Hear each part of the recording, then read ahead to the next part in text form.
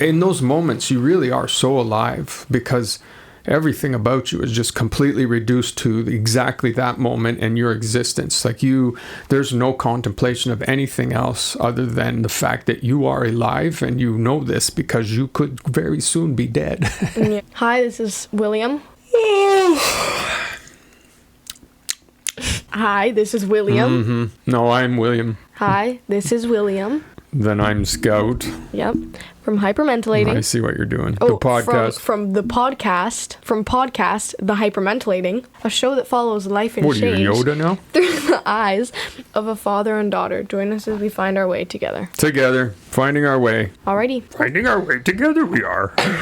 Is that supposed to be Yoda like me? Yeah, man. That was pretty Yodish. All right. That's as dorky as I intend to get this episode. Sure it is. Yeah. Why do dorky, some man. jobs pay more than others? Honestly, I'm acting like I didn't write that down. What's your angle here? Because obviously, because some require more skills, some require more time and effort to learn. Yeah, but I'm talking not every job. I mean more like not doctors and lawyers. I mean more like teachers. Well, of course I can't think of it now, but like lower paying jobs that I feel like should be higher paying. And why aren't they higher paying? Like teachers, that's a really good example. So not why do some jobs pay more than others? Your question then, what you want to talk about is why aren't some people paid more than they are? Okay, gotcha. Because, for example, teachers. Yeah, that's a good one. They literally look after your kids every day. They teach them most of the time. They have fun with them. Yeah, in theory. They have fun with them. They feed them. They make sure that they get fed. Like it's a job. It's basically a nanny for 7 hours of the day except for the weekends. And yet they're one of the, not lower paying, but they're not as high paid as they should be. Yeah. Because that's a big job. Definitely. Huge job. Of great importance, that job. Yeah. Maybe there's not a more important job that you leave to others to do with or for your children. Yeah, sure. So I get why, for example, a garbage man and a lawyer or a doctor, I get why they're paid differently. I don't, though, entirely. I mean, we talked about that before. If you're getting paid by your actual contributions to society, most lawyers, their contribution is nominal to nothing. Yeah, that's true. Like, it's just that's no offense to anybody who's a lawyer, but most lawyers' actual contribution to society at large is not that great. It's a navel-gazing, self-contained world, law. Yeah. Most of us never get involved with law or lawyers, really. Whereas a garbage man, you're involved with every day. Yeah, and I totally get what you're saying. I just think we should be careful with the comparisons we're drawing. Okay, I want to know why teachers and lawyers are paid so drastically differently. I don't know if that's entirely true, though. Like at the high end, depends for sure. What kind of lawyer you are. For sure, at the high end, lawyers are paid vastly, vastly more than the high end of teachers are. Definitely. But at the low end, I imagine there's some lawyers who barely scrape by. Yeah, true. Yeah. And some teachers' salaries are pretty good. Like they can make decent money, especially if they've been at the job for a while. Yeah. But it's definitely, I 100% agree. Like if you're comparing a teacher's salary to that of an average minor league baseball player or hockey player or something, like not even an NHL player, just a minor leaguer, it's probably pretty ugly. I don't know. I just feel like the salaries are so different in so many different jobs, but I think a lot of the times one should be paid higher than the other, or it should just be equal. Yeah, for sure. Okay, well, why don't we approach this then more from a point of view of, like, pick a couple of jobs that you think are prominent and that we can discuss the disparity in the wages, because that seems to be what your main point is here. So you bring up teachers, which I think is a good one. Mm-hmm. So what do you want to compare teachers to as far as why would teachers be making less than a sports player? Okay, fair enough. Yeah, I think that's an excellent one. Like, definitely. For example, like I said, teachers are a big role in society with kids, with children. Huge. They're tasked with our children. Mm-hmm. Yeah, for sure. Huge role. They have to deal with hard kids. They have to, I mean, it's a It's really good that we have these people. And then sports players, they're just talented people that are good at what they do.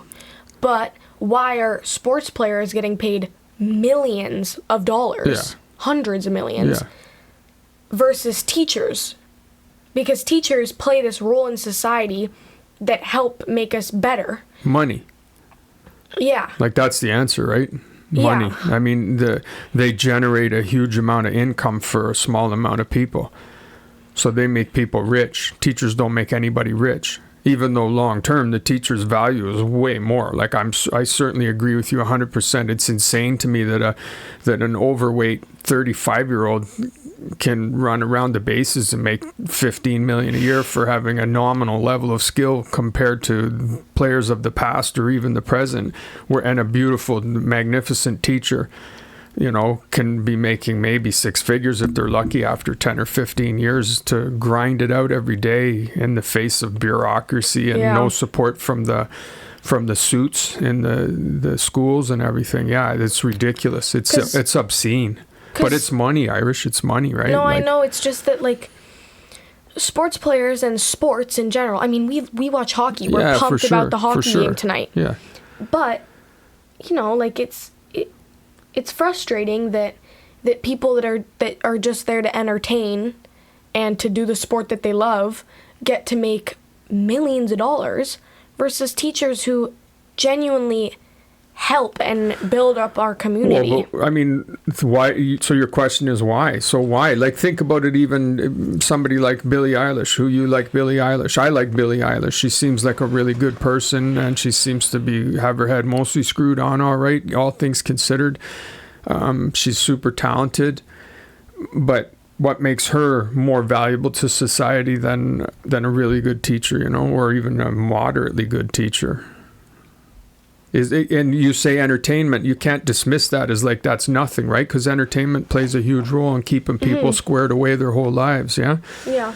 Like, entertainment's an important part of keeping people from, going off the deep end. Yeah, I mean, there isn't much difference between a sports player and a singer. I mean, as far as being, paid ridiculously. Paid-wise, yeah. No, I mean, they can do, what a lot of it is, Irish, they can do something that the average person can't. So the athlete, even the medium athlete, can do something the average person can't. Yeah. Billie Eilish can do something the average person can't. Like, it's not a replaceable skill set that she has. And I think that teachers... there's an idea attached to it that, well, anybody can do that. You go and get your regular BA, then you do a few years of teacher's college, and then boom, you're a teacher. And you may not have any real skills at teaching. So I think teaching is undervalued because it's perceived as not that valuable and not that difficult a skill to master, even though that's insane, because I think a great teacher is as rare as a 400 hitter or a 300 hitter or an amazing singer. Yeah. A great teacher is just as rare, but we don't value it the same way, do we? As much as I would like to say that Billie Eilish does more for us than a teacher does, I can't. I just can't, because it's not true. Well, maybe, though, they do more for us collectively. Like, individually, no. Billie Eilish is certainly not going to touch... Well, even that, you can't say that she wouldn't. You can't say a great athlete won't touch a child's life just as deeply as a teacher could. Yeah, maybe inspire them to greatness. Billie Eilish has inspired me greatly. Yeah. So, yeah, I think it just honestly depends who you're talking about, what kind of person we're talking about, because... you get a good teacher, but you can also get a pretty bad teacher, too. I mean, there's question, good sports players, then there's terrible sports players. You're homeschooling for a reason, right? Yeah. Like, obviously, we've become less than impressed by the quality of education in school. But I don't think that's a reflection on the teachers as much as it's just on the whole institution at large. So that's the same thing. The athletes getting paid... The athlete thing makes me crazy, right? Because you get guys who are signing contracts for $500 million over 15 years, right? This is insane. And then the prices, though, of the tickets and the merch and everything, and the hot dog and the beer and all the pop at the stadium, they make it so that a family of 4 can barely afford to go to the game once a year, if at all, the average family. So these guys get paid insane amounts of money, but that's TV deals and everything too. And the average person that watches can't benefit from it. Yeah. So if they were making less, like if a talented ball player was making $5 million a year instead of $50 million, he'd still be, it's not like he's starving on $5 million a year. No. But then the ticket prices would all come down, and so that's my problem with that. And then on the other side, if the teachers' salaries would come up to something that approached venerating their job, like really, making their job valuable collectively, like consciously a valuable job, then better teachers and more committed teachers would do the jobs. Yeah. Like you'd have people really wanting to achieve that level because they'd be compensated financially too. So it's a combination of those things. Yeah. Like it's a combination of just greed on the one side and ignorance on the other, really. Yeah. We're paying for it, man. We're paying for this model. We're paying for it huge. Yeah, Schooling is coming down. I understand why. It's kind of annoying. Why? So. Yeah, it's for sure it's annoying, but it's also super scary. Like, what are we going to do? What if the level of education keeps decreasing? Like, that's not long-term a good thing for humanity, I don't think. No. Now, why does music make people happy? Probably because it can also make people sad. Definitely. Or angry. For sure. Or nervous. Some people, I think, like to feed their melancholy with it. Yeah. Like, I have songs I can't listen to because they make me sad. But then I have a playlist of songs that make me happy. Well, like The Spins by Mac Miller. That song makes me happy. I love that song. You don't mind feeding some melancholy? No. I don't at all. You don't mind blasting some Lana into the headphones if you need to? Yeah, but Lana Del Rey has fun music too. Oh, she's great. But she But Billie Eilish, she's definitely in my sad playlist.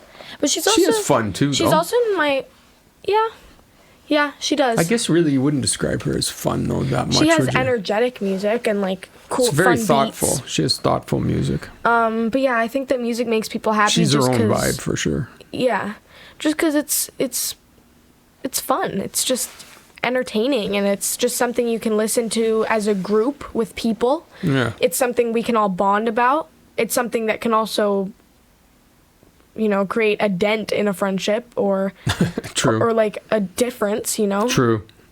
So it's something that can bring us together. It separates all of us too, because there's the famous people, but then there's Mazzy Star.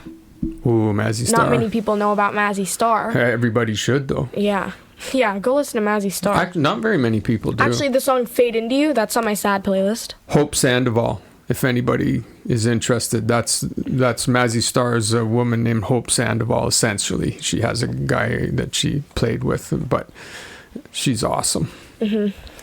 She's amazing. And yeah, it really just brings people together. It's something we can all bond about. Everyone, whether they say they don't like music, everyone has music that they enjoy listening to. Oh, yeah. Even the people have are you like, ever heard I don't anybody like say that they don't like music? Really? Yes. Really? Yes. Like, not just trolling you? No. Like, I've genuinely heard people say, like, I don't like music. How could that be a thing? I don't know. It's not true, though. Everyone has at least one or two artists in their back pocket that they're like, oh, for yes. Sure. Like, for me, my two back pocket people are Billie Eilish and Lana Del Rey. Those are my two people that, like, just make me feel good to listen to. Everyone has those one or two people that make them feel good to listen to. Or more. Yeah. What are your two? Oh, I don't. My back pocket is like a billionaire's wallet, man. It'd be super fat. Yeah, but what are your two? Your main two? I couldn't narrow it down to two. Honestly, it's impossible. It's impossible. Leonard Cohen. Okay. Bob Dylan, like those are the guys that like they influenced I knew a me girl from who a went to writing see- point of view. From like I could go on. No, man. I knew a girl Beethoven, she went- Mozart. No, really. No, I know. I believe you. Mozart, man. Like the music is just. Oh, I loved when Paul Simon did his Graceland when he went to Africa and he brought back beats and sounds and players from Africa and put them on Graceland. It was amazing, bringing this African vibe and beats to his Simon and Garfunkel world. Yeah, see, that's It was another amazing. example. It's you. Everyone. It brings people together. Oh, music Paul is. Simon went to Africa Yeah. and brought people back to play on his album. I mean, your question, why does it make people happy? I think it's primal or sad or anything. It's primal, man. That's some lizard brain stuff right Yeah. there. Like there's something about just the beat and the click and the rhythm, just the noises, like our beginnings in Africa. And you think of like drums and using that as a way of sending messages to the next village and a way of interacting, right? A way of showing like, oh, I'm mad. Oh, I'm happy. You know what I Yeah. mean? Like that's huge. That's Yeah, huge. It's a language, right? I knew a girl who went to. Anyway, she went somewhere to see Leonard Cohen at like just a tiny like backyard concert. So jealous. With like maybe 100 people. Right. Like just sitting there, a tiny stage with his little band, and she went to see him. It's pretty cool. It's like Nietzsche. You mean Nietzsche? No, I don't mean Nietzsche. Yeah, it's like Nietzsche said, without music, life would be an error. Yeah. Like music. Music is everything, man. Music is, Yeah. and I do think it's primal. It's lizard brain, right out of the chute. Yeah, I mean it's just everyone likes music. There's people that you don't like in music. I mean, I don't like some rappers. Yeah, of course, that's the complete. Some rappers make me kind of angry to listen to. and some- I'm not going to name drop, but No, I'm of just going to course. say it's a 2-letter word and it starts with a P and a C. All right. What are you trying to get the slander chronicles going? Get us sued? Sometime in the future when we have you gonna be enough able to viewers fix to be this? sued, I can try and fix it. I think you probably just need to like burn She's these. fiddling with something here in front of her and she's broken it. And Yeah, my special now it pearl necklace. Apparently now it is my problem. Yeah, it is. It went from being her thing to my problem. Yeah, music is, and of course, there's there's sounds that you don't like that don't appeal to you. There's no question. Yeah. Like Madish listens, he gets in a mood in a metal mood, and some of it's just like really that. It's just noise to me. But then other times he's listening to something he'll listen to, and I'll be like, oh, that's cool. Yeah. Music is. I don't. I'm trying to think. Like you say, somebody who said they don't like music. I'm trying to think. I don't think I've ever heard anybody utter those words. They don't actually like not like music. They probably either they were saying it to troll me or they were just saying Had it to be. in like a just trying to be different kind of way. Like, oh, you like music? Well, I don't. What would be the circumstances a person would not like music? Like you'd I don't have know, to we be were just- offended completely by sounds, We right? were just talking about like. Just in general I was telling her about Lana Del Rey and all the Yeah. people I like, and she was like, yeah, I don't like listening to music. But that could be. But that's different than not liking it, right? Like maybe they don't hear anything that appeals to them. But Yeah. I just like you would have to not like sounds. Yeah, for sure. Because music is the wind whistling through a forest. Like that's literally, to me, that's music. Yeah. Like a windy day. It doesn't even have to be a forest, and that's sound, A river. A river. Yes, a river or a creek. Oh my God. Like the water lapping upon rocks, stones in a creek while you sit there. Like that Yeah. sound. That sound is, it's just beautiful. It's all music. That's music. What's this stuff? EMR? EDM. No, the goofy things you guys were into for a while on YouTube. all the goofy sounds and that they're supposed to be. What? Come on, man. The things that you guys, the ASMR. Yeah. Like that's what they're trying to achieve, right? They're trying to achieve some gentle kind of a sound. Yeah. I mean, that's music. Yeah. To me, anytime you're trying to string sounds together in some kind of a rhythm, some kind of a beat, you're trying to make some kind of a point. You're trying to point or point people in some direction with sound. Yeah, that's music. That's music. So. Yeah, why does music make people happy? Because it's awesome. Yeah. That is kind of a reason why. All right. Now, Father. Settled. How Yes, would daughter. you like to go on the spot? Oh, wow. Is that your new intro? Yep. Here you go. All right. How does it go again? Hey, Father, how would you like to be on the spot? I figure Okay. I could have more legs the first time. I want you Yeah. to tell me about a time Yeah. that your life, quote unquote, flashed before your eyes. Oh. All right. Like a time that you genuinely thought you were going to die. No, I get it. That's okay. Do you have one? Do I have one? You haven't had that long of a No. career. I'm glad you don't have one. I'd like to say I do, just for like. Yeah. To I've say had a it, but couple. no. I'm trying to think of. I've had a couple of car incidents, and definitely time slows down. Really, but you're such a good driver.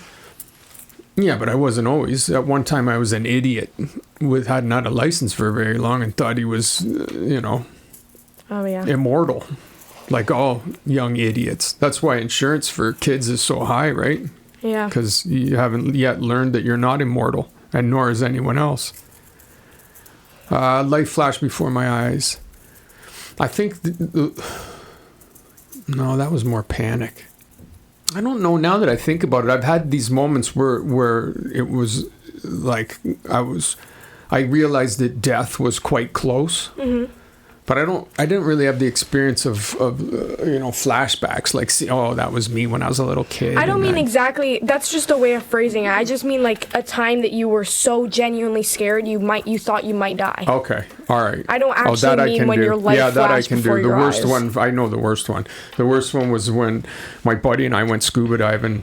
We were diving, like we were dive instructors, so we dove all the time, and we would always go and do these weird dives, and we would dive in these crevasses and things. Ooh. Right? Yeah, it was super stupid. Why? It was super stupid, and I don't like closed spaces to begin with, so I don't even know what I was doing it.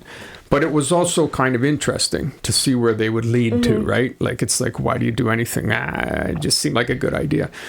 So we got in this one, and I was going down.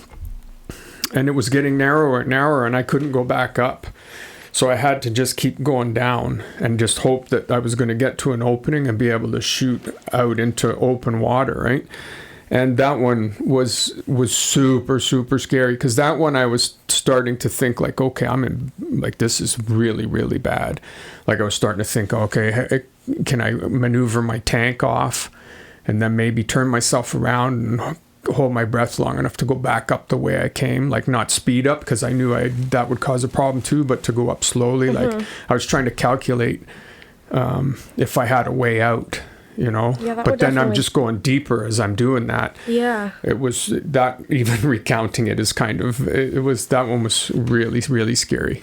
Really, and it turned out okay, because I did, I don't even know how he did on his opening, but I did find one, and I got into open water, and I didn't think we got much below 120 or 130 feet, so it wasn't like we were insanely deep, but it took long enough, and it was taking long enough to get out of there that I was starting, because there was no going backwards, right? Because I'm upside down with a scuba tank and fins, and going this way, and to get out I got to go back up this way. Yeah. With the tank and everything, there's like no chance. So one time, I scared me. I don't actually have a time that I ever thought I was going to die, but there's been a few times, like, actually, not the last time I had a migraine, like, recently, but the time before that, like, when it was, like, throwing up and stuff, that time, it hurt so bad that I thought if I fell asleep, I might not wake up. Like, it hurts so bad. Yeah, So, migraines are no joke, man. That's all I can think of. I'm not like, I've never had a close death experience. I was in a blizzard once with a doofus with me and trying to get out of the bush on quads. And so it was would have been better on sleds. That one was bad too. I was starting to try to remember where there was a shelter, and I had my solar blanket, if that would get me through the night, and what I would do about him. That one was scary too. That was another time where I was like, man, this is the kind of thing you don't wake up from. Mm-hmm. But you know what?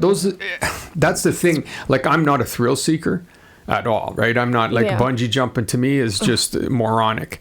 But I get why people do these things, because the adrenaline. In those moments, you really are so alive, because everything about you is just completely reduced to exactly that moment and your existence. Like, there's no contemplation of anything else other than the fact that you are alive, and you know this because you could very soon be dead. Yeah. So this convergence of these two powers, life and death, are very evident in these moments when you're teetering on the edge. So I know why people do it, because it gives them that rush. But for me personally, whenever I've come across that, it's been accidentally. I like bumping up against that in a controlled manner. You know what? One time, this is just a funny story. One time, you know how we would always go to the movie theaters when you, me, Madish, and not... Yeah, definitely. The three of us. With our Paz and I would homemade have our little popcorn. backpacks full of popcorn and Kit Kats and our drinks. Gatorades. Yeah. And we would go up the elevator to get up to the movie theater because it was inside of the mall. And because we would park downstairs, we'd walk in. Yeah. Yeah.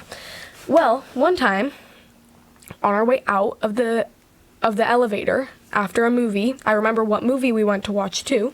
It was Mr. Peabody and Sherman or whatever. Yeah. And so Paul and I, we had the little backpacks and we were walking out, and I guess the elevator didn't notice me or something, but it clamped down on my backpack and I was stuck for like 2 seconds. Yeah. But I thought I was going to die. I was so nervous and scared. Because I thought I was so trapped and stuck. Yeah. And in my head, because I watch movies and I thought it was going to drag me up with it. Mm-hmm. And yeah, I could see that. It didn't. No. But, you know. They definitely don't do that. But I could see that You if you're a and little Paul kid. were laughing so hard because you two knew that nothing was going to go wrong. Yeah. Like, it was just funny because I was freaking out. And is that your favorite part of the memory, is how your dad and your brother were laughing at your terror? We were finding glee in your assumed peril. Well, because it was so dumb. I wasn't going but as anywhere. a little kid, like, actually, I'm not super proud that we were laughing at you. In retrospect, probably should have been a little more consoling in the moment. Oh my God, I was freaking out. Yeah, but let's face it. I was a drama queen. You've been known to freak out over things that didn't probably require freaking out. I was a drama queen. All But right. this specifically, I was freaked out. Mm-hmm.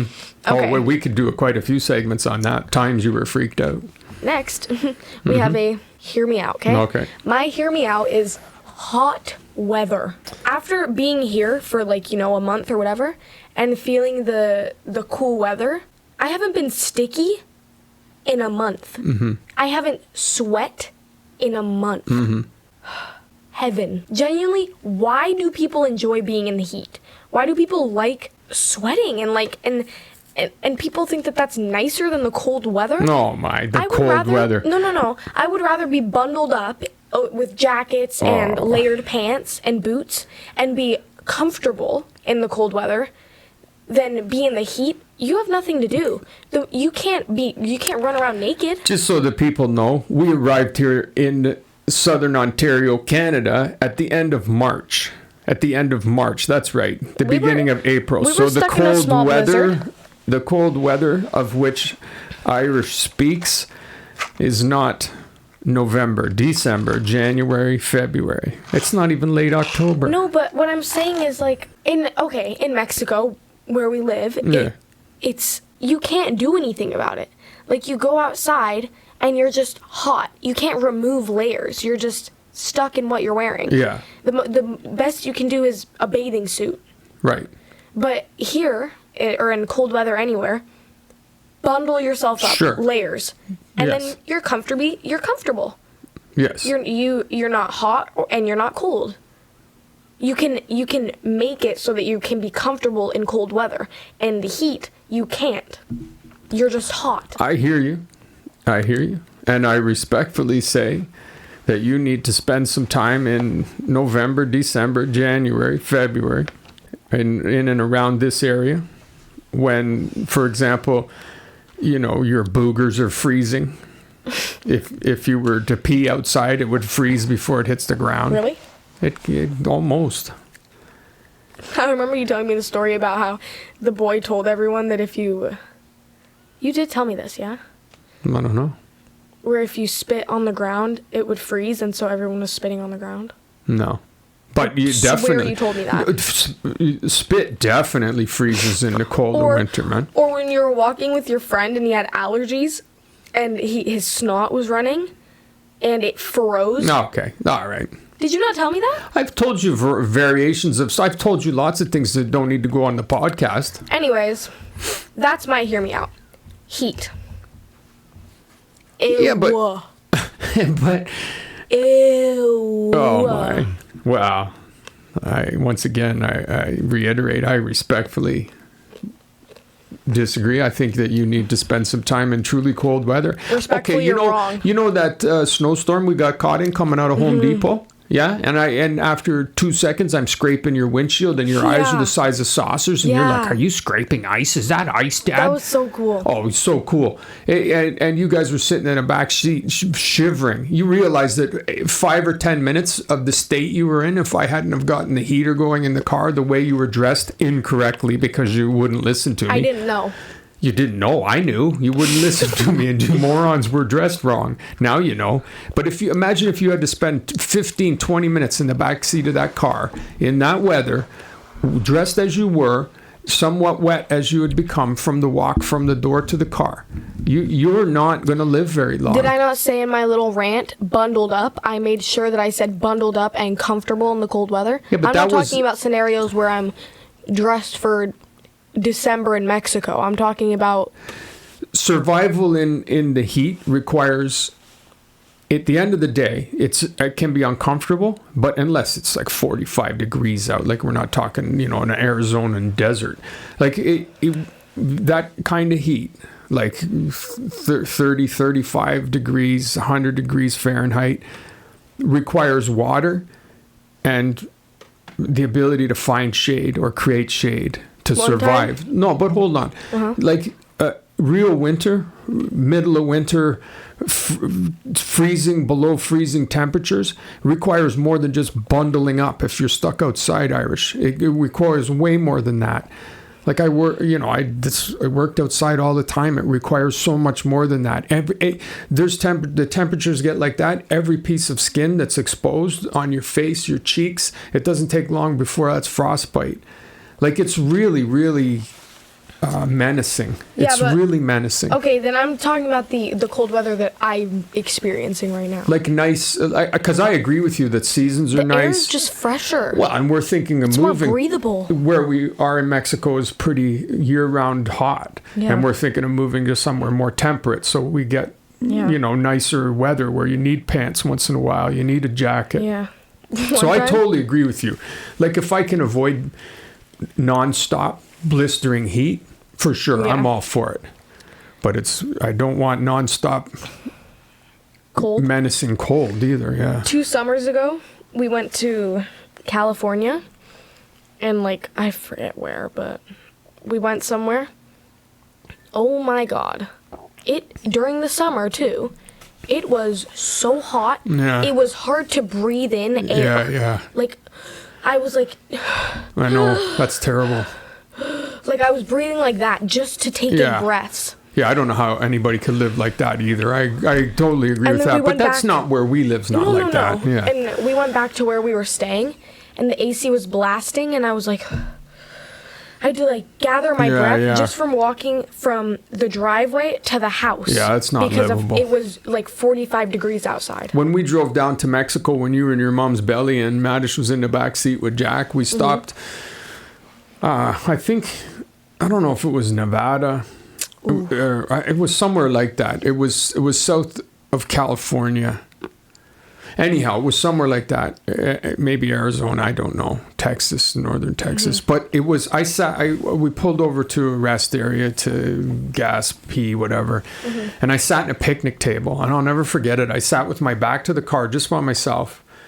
And I sat in this picnic table. And there was a breeze out.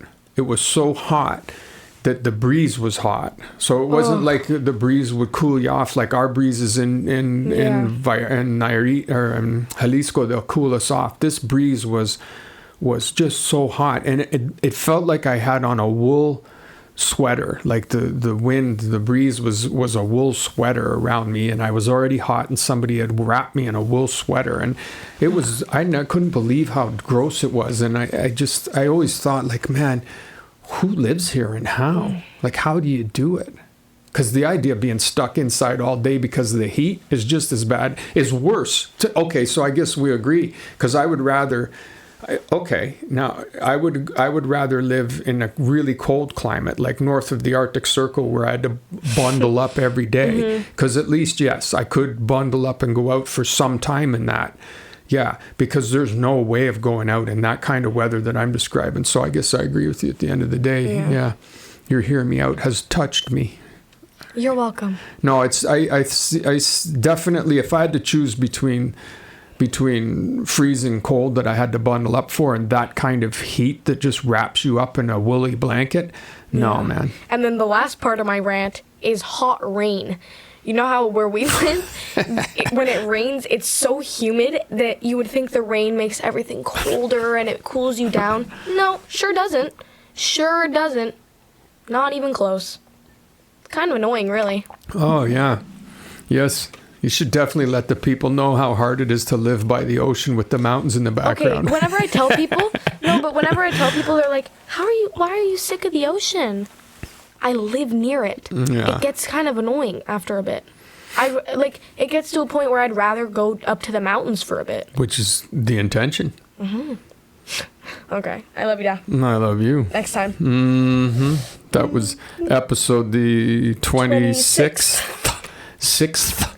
And I know this is going to be a little late, but happy first game, round 2. Go Leafs. No, my. That's true, though. All right, I love you. I love you, too. I will see you next weekend later. Yep. All right. Goodbye.